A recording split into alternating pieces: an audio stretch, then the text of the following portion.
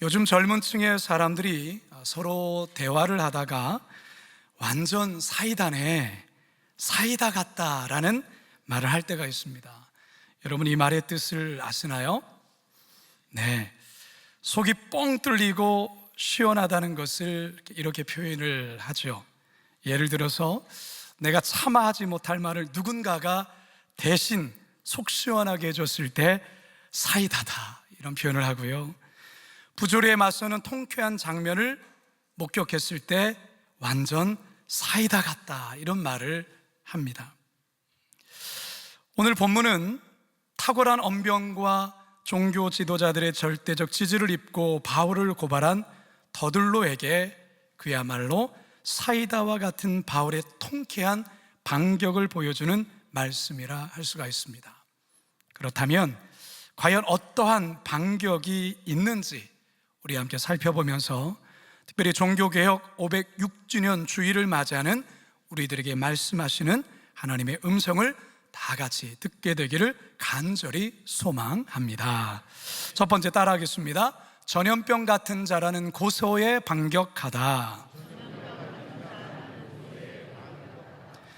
변호사 더들로가 바울을 고소한 죄목은 세 가지였습니다. 여러분, 그게 뭐였습니까? 우리는 일주일만 되면 다 잊어버리죠. 24장 5절과 6절 함께 읽어봅니다. 시작. 우리가 보니 이 사람은 전염병 같은 자라 천하에 흩어진 유대인을 다 소요하게 하는 자요 나사렛 이단의 우두머리라.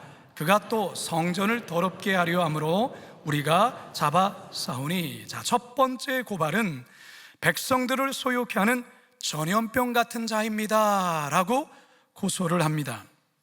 두 번째는 공인되지 않는 나사렛 이단의 우두머리입니다 라고 고발을 합니다. 그리고 세 번째는 성전을 더럽게 하며 모독한 자입니다 라는 내용으로 고발을 합니다. 자, 이 중에 첫 번째가 뭐라고요? 전염병 같은 자라고 고발을 하는 것이죠. 가는 곳마다 백성들을 선동하고 반란을 꾀하는 그런 전염병 같은 자입니다. 이렇게 더들로가 바울을 펠릭스 앞에 고발한 것입니다.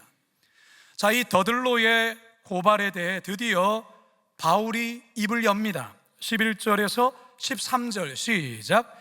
당신이 아실 수 있는 바와 같이 내가 예루살렘에 예배하러 올라간 지 열 이틀밖에 안 되었고 그들은 내가 성전에서 누구와 변론하는 것이나 회당 또는 시중에서 무리를 소동하게 한 것을 보지 못하였으니 이제 나를 고발하는 모든 일에 대하여 그들이 능히 당신 앞에 내세울 것이 없나이다. 이게 무슨 말일까요? 더들로의 주장은 거짓 주장입니다 라고 말하는 것입니다. 가짜 주장이라는 것입니다. 왜냐하면 바울이 예루살렘에 머문 기간은 고작 12일밖에 되지 않았는데 상식적으로 이 기간 동안 밀란을 꾸미며 준비한다는 것은 불가능하다라는 것이죠. 그리고 자신은 전혀 그럴 마음이 없었다라는 것입니다. 더욱이 자신을 고발하는 이 고발자들이 구체적인 증거도 그리고 직접 목격한 증인도 아니기에 전염병같이 유대인들을 소독해 한다는 이 더들로의 주장은 결코 합당하지 않다라는 말이에요. 여러분이 바울의 이 반론, 반격 어떻습니까? 설득력 있지 않습니까? 자, 이때 뭐라고 말한다고요? 사이다 같다라고 말하는 거예요. 1517년 10월 31일 마틴 루터가 비텐베리크 성당 정문에 95개조의 방방문을 붙여서 중세 카톨릭 교회에 대한 개혁의 불을 밝힙니다. 그리고 4년이 지난 어느 날 신성 로마 제국의 황제 카를 5세가 마틴 루터를 보름수 제국회의로 소환해 신문을 합니다. 사실 루터의 친구들은 루터의 보름수행을 강하게 만류합니다. 왜냐하면 너무나도 위험한 길이기 때문에 그렇습니다.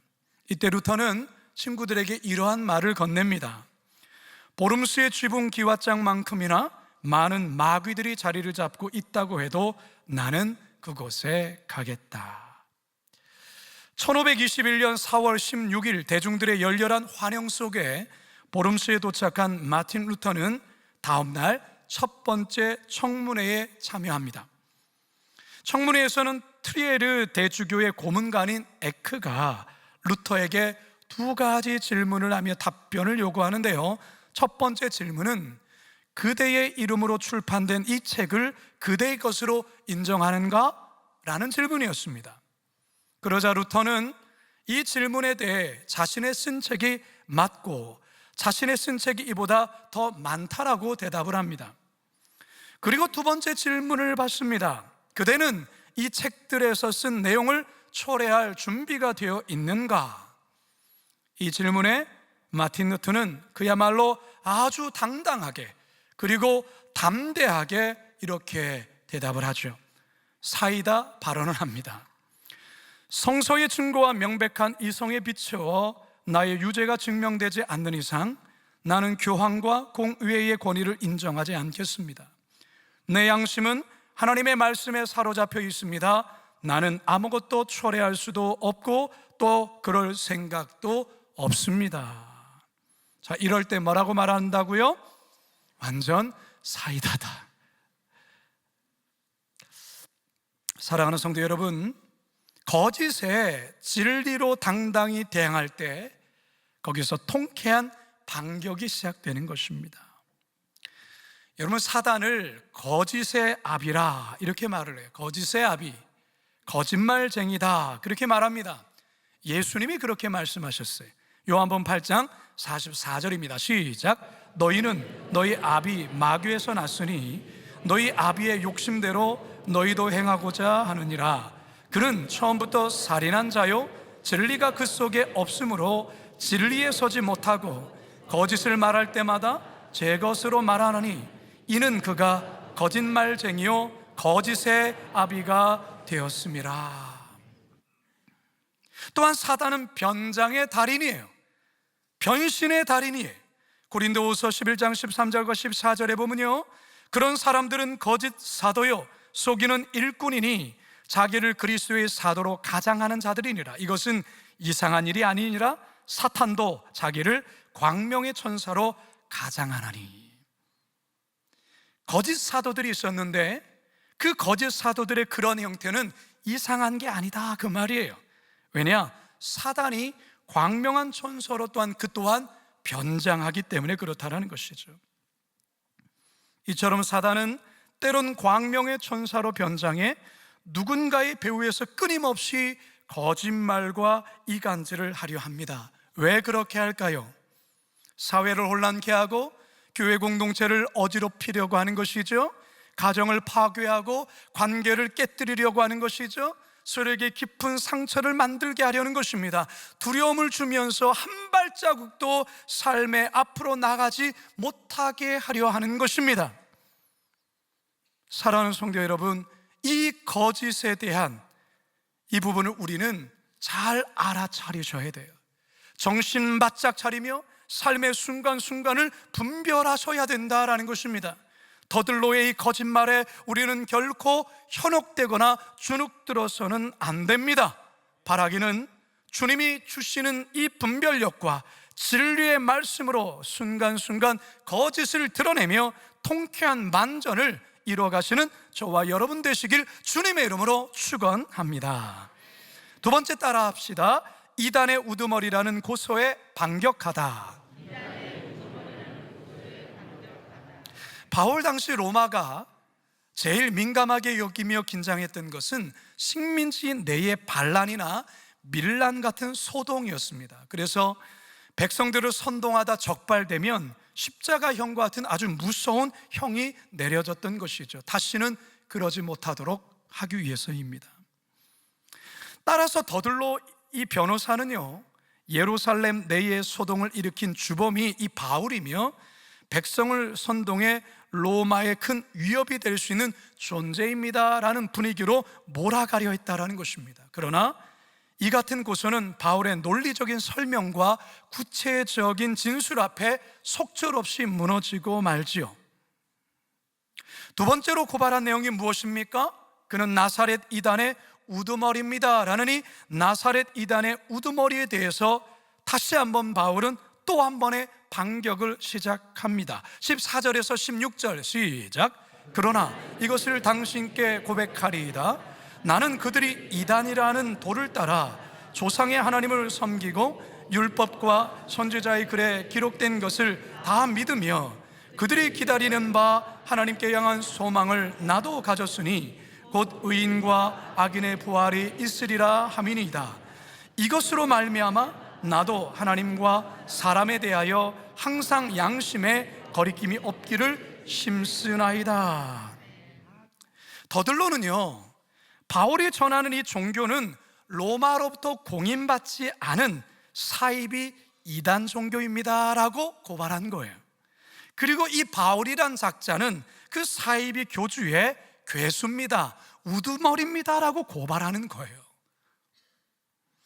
자, 바울은 이 같은 이 더들로의 고소에 전혀 요동하거나 흔들리지 않습니다. 자신의 신앙은 사이비나 이단이 아니고 로마로부터 공인받은 유대교가 하나님을 섬기듯이 나 자신 또한도 하나님을 섬기고 있는 것입니다. 또한 유대교가 율법과 선지자의 글을 믿고 따르듯이 바울 자신 또한 율법과 선지자의 글을 믿고 따르고 있는 것입니다. 유대교가 하나님을 향한 소망, 즉 의인과 악인의 부활에 관해서 믿고 기다리듯이 나 또한 그렇습니다 라고 강조하고 있는 것입니다. 따라서 더들로가 자신을 향하여서 이단이라 규정하고 고발한 행위는 굉장히 잘못된 것입니다 라고 강하게 반박하고 있는 것입니다. 여러분, 바울의 이 대답 어떻습니까? 시원하지 않습니까? 이때 뭐라고 말한다고요? 사이다다라고 말하는. 사실 많은 종교개혁가들이 종교개혁할 당시에 중세 카톨릭 교회와 교황으로부터 이단자라는 정죄를 받아야 했어요. 종교개혁자 마틴 루터보다 훨씬 이전에도 카톨릭 교회의 부정부패를 지적하고 종교개혁을 부르짖다 억울하게 죽어간 이들이 많았습니다. 그 중에 한 사람을 꼽을 때 체코의 종교개혁가 얀 후스를 들 수 있습니다. 이 사람은요, 마틴 루터보다 약 100년 전에 활동했던 사람이었어요. 1371년 체코 남부 보헤미아의 후스네츠라는 마을에서 태어났습니다. 카렐 대학에서 인문학을 공부해왔고요, 이후에 이 대학의 교양학부와 신학부의 교수로 재직하게 됩니다. 카톨릭의 사제 서품을 받아 성직자가 되었지만 카톨릭 교회의 모순과 성경적이지 않은 현실을 직면하게 되지요. 당시 성경은 라틴어로 쓰여졌고 라틴어로 읽어야 했습니다. 절대로 자국어로 읽거나 설교에서는 안 되었습니다. 후스는 라틴어를 모르는데 성도들이 이 말씀을 어떻게 이해하며 그 설교를 어떻게 들을 수 있느냐라는 그 생각 속에 체코어로 설교를 했고 체코인들 정서에 맞는 찬송가 가사를 지어 찬송을 보급을 했어요. 100년 후에 마틴 루터도 또 똑같은 일을 합니다. 독일어로 성경을 번역하고 독일어로 찬송 가수를 지어 찬송을 보급하죠. 이 후스가 그랬다라는 게 100년 전에. 이 후스라는 사람이 가지고 있는 그 신학적 사상을 우리가 엿보면 굉장히 은혜를 받습니다.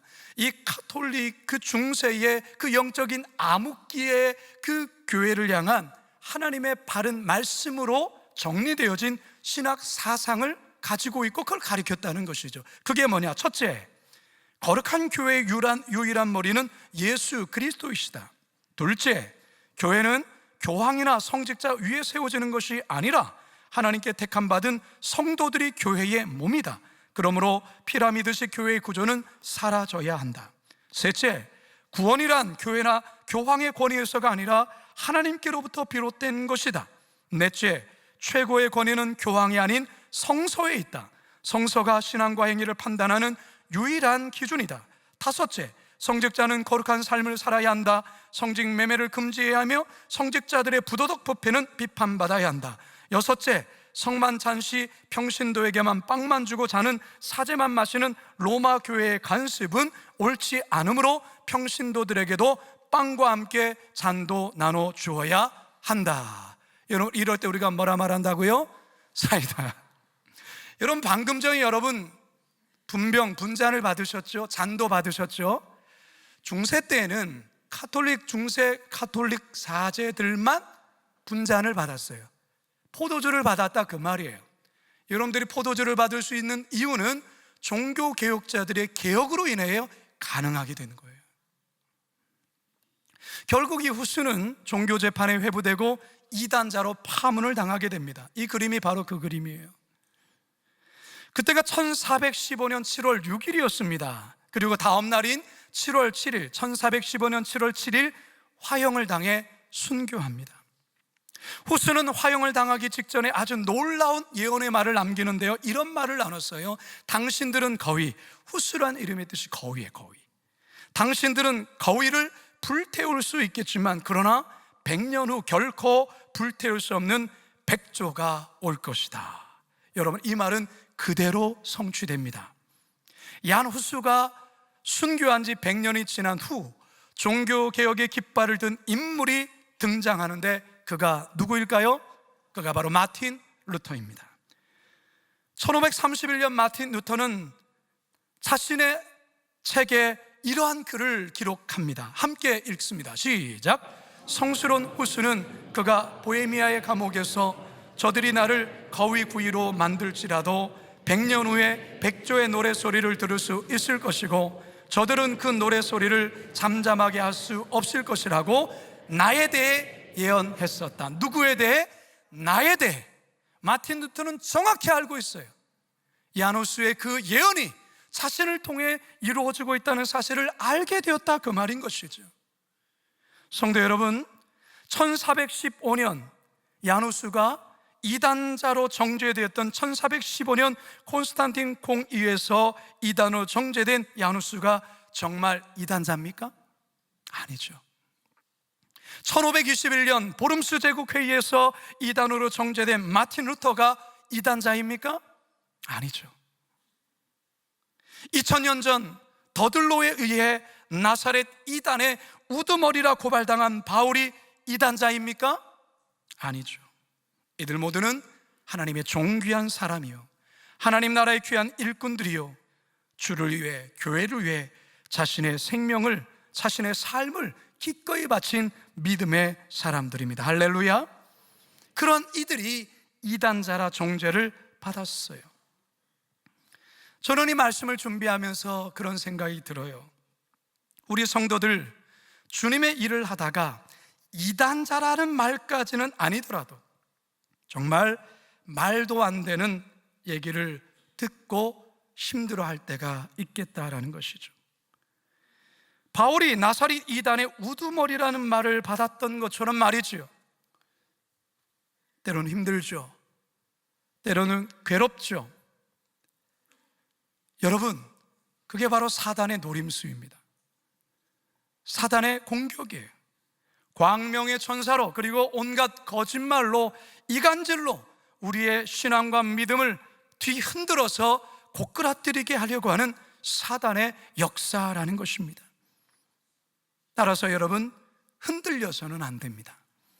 하나님 앞에 떳떳하고요, 말씀과 양심 앞에 떳떳하다면 절대로 그런 말들 앞에 흔들리거나 동요되어서는 안 돼요.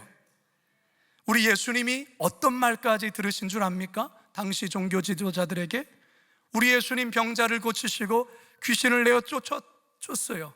정신이 온전치 않은 자들을 정신을 온전케 했어요. 그러자 바리새인이 귀신 들렸다 말하니 귀신 들렸다. 더 심한 말을 해요. 귀신의 왕 바알세불의 힘을 의해서 귀신을 쫓아냈다, 이런 말을 하는 거예요. 여러분을 향해서 누군가가 참 귀신 들렸다 이런 말하면 여러분 기분이 어떠하겠어요? 우리 예수님조차 그러한 말을 들었어요.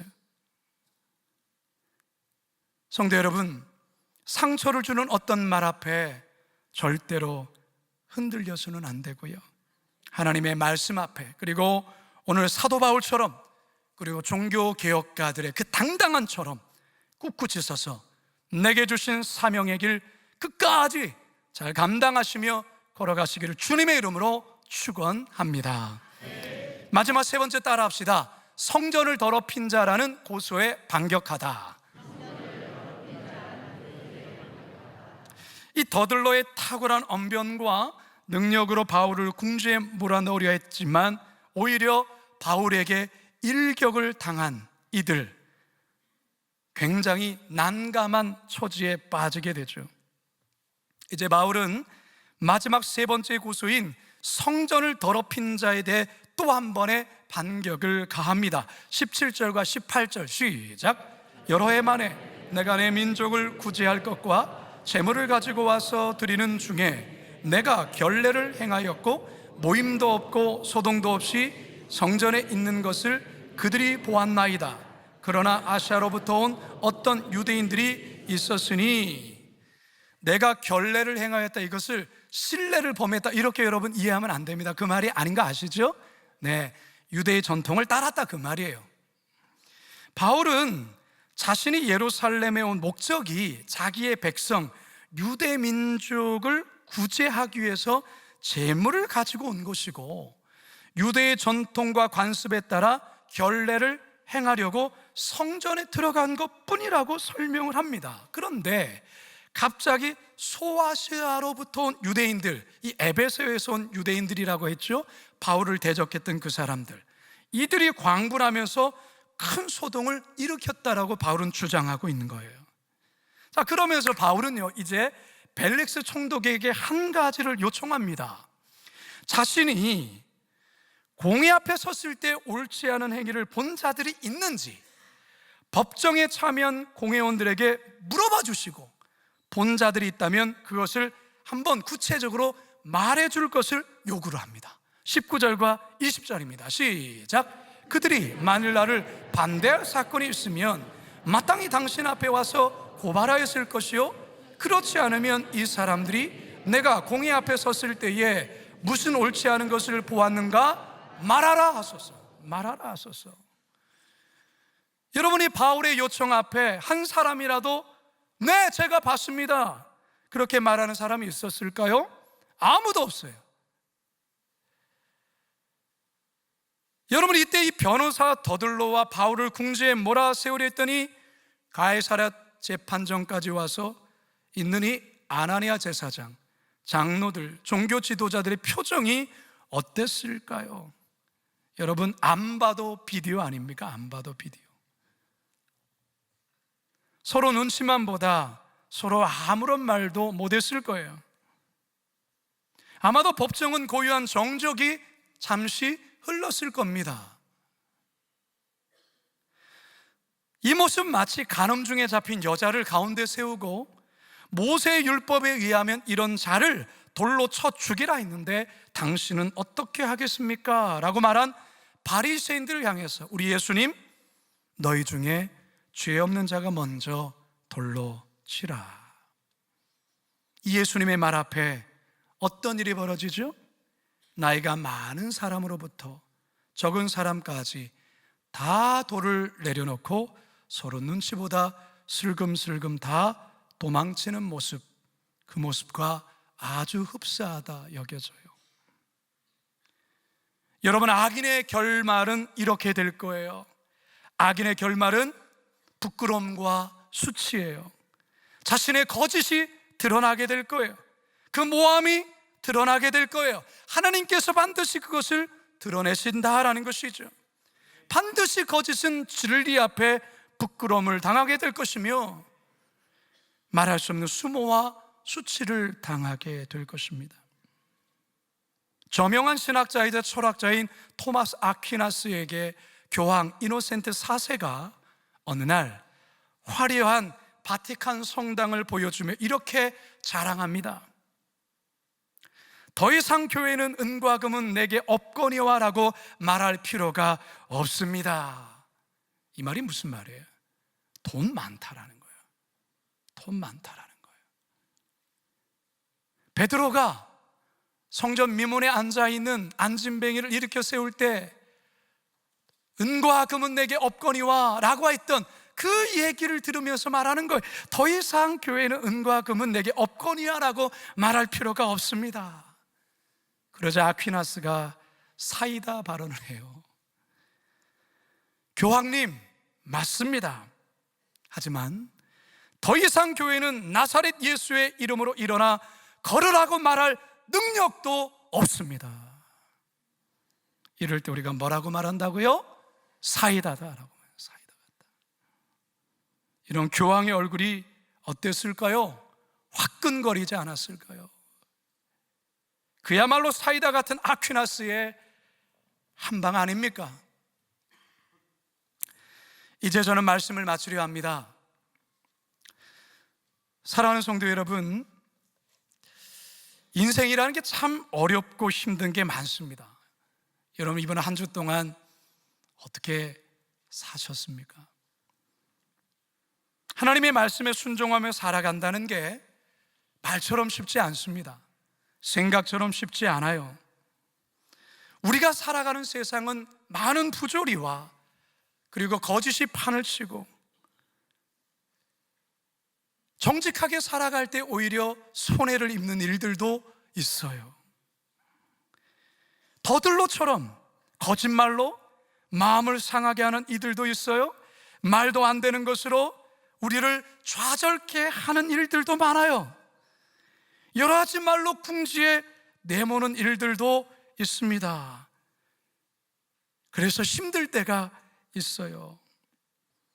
그러면 그럴 때 어떻게 해야 되죠? 오늘 본문에서 사도 바울이 어떻게 했는지를 기억하십시오.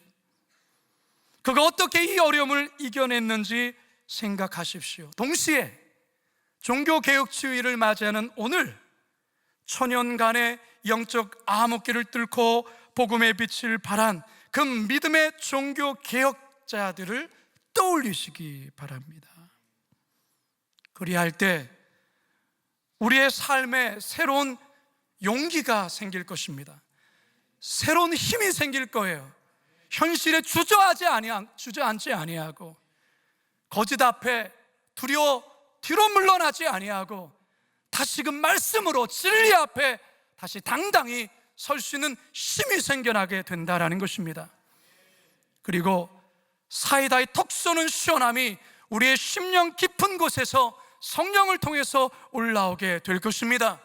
바라기는 악에게 지지 마시고, 로마서의 말씀처럼 악에 지지 마시고 선으로 악을 이기시는 이 시대의 종교개혁자와 같은 통쾌한 반격을 시작하시는 믿음의 승리자들 다 되시기를 주님의 이름으로 축원합니다. 축원합니다. 축원합니다. 우리 시간 말씀을 기억하면서 우리 이 찬양 함께 찬양하도록 하겠습니다.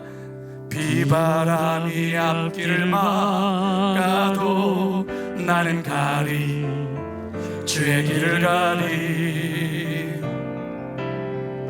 눈보라가 앞길을 가려도 나는 가리, 주의 길을 가리. 한 번 더 고백할까요? 비바람이 앞길을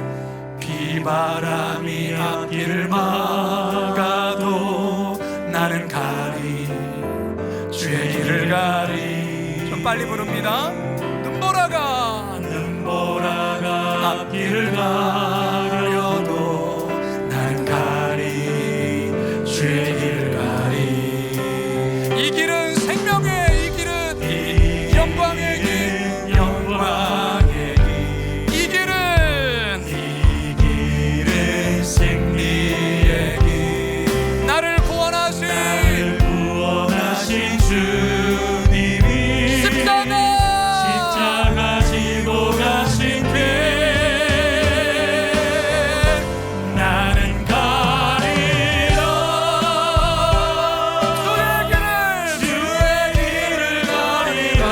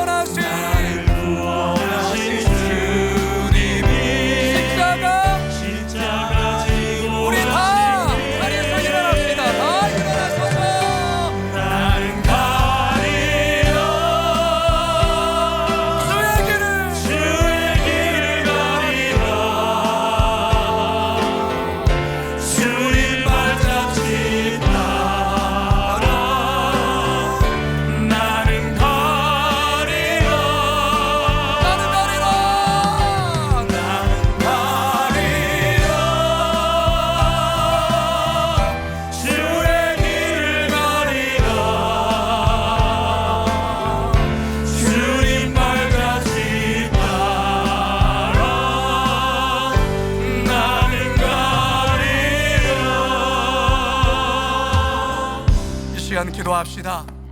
여러분, 이 시간 우리 함께 하나님, 종교개혁자들이 걸었던 그 길이 얼마나 힘든 길이겠어요.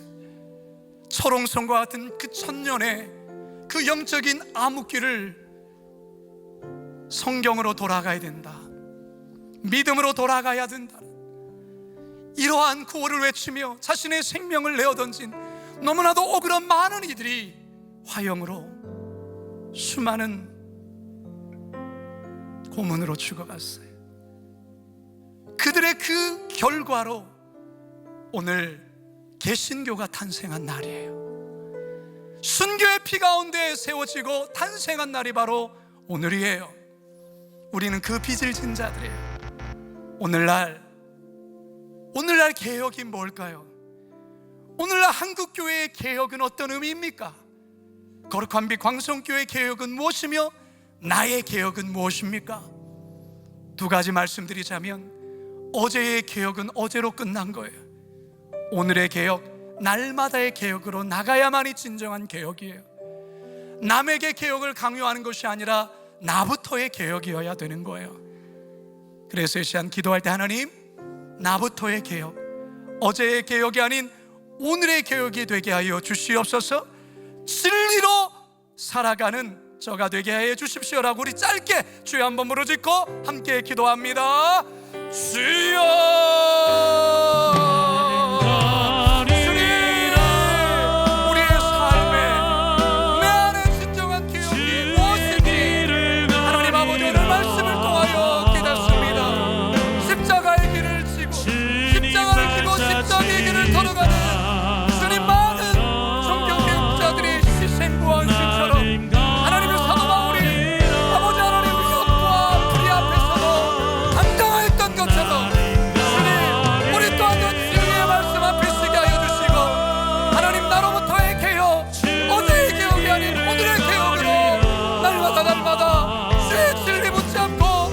거짓과 싸우며 믿음으로 승리하며 살아가는 우리 거룩한 빛 광성교회 성도들, 교회가 되도록 인도하여 주시옵소서. 살아계신 아버지 하나님, 2000년 전에 사도 바울, 또한 야누스, 그리고 마틴 루터, 종교개혁 506주년을 맞이하는 이날, 주님, 진리 앞에 우리는 어떻게 서야 할지 주님 다시금 말씀에 도전받고 결단하며 씁니다. 어떠한 거짓이 우리를 위협한다 할지라도 하나님 끝까지 주의 진리 편에 서서 말씀으로 요동하거나 흔들리지 아니하고 끝까지 믿음의 길, 좁은 길 걸어가게 하옵소서. 어제의 개혁을 하나님 계속해서가 그것을 반복하는 자들이 아니라 오늘의 새로운 개혁으로, 날마다의 개혁으로, 남에게 개혁을 강요하는 자가 아니라 나부터의 개혁으로 하나님 시작되는 진정한 개혁 이루게 하옵소서. 감사드리오며 예수님의 이름으로 기도드리옵나이다.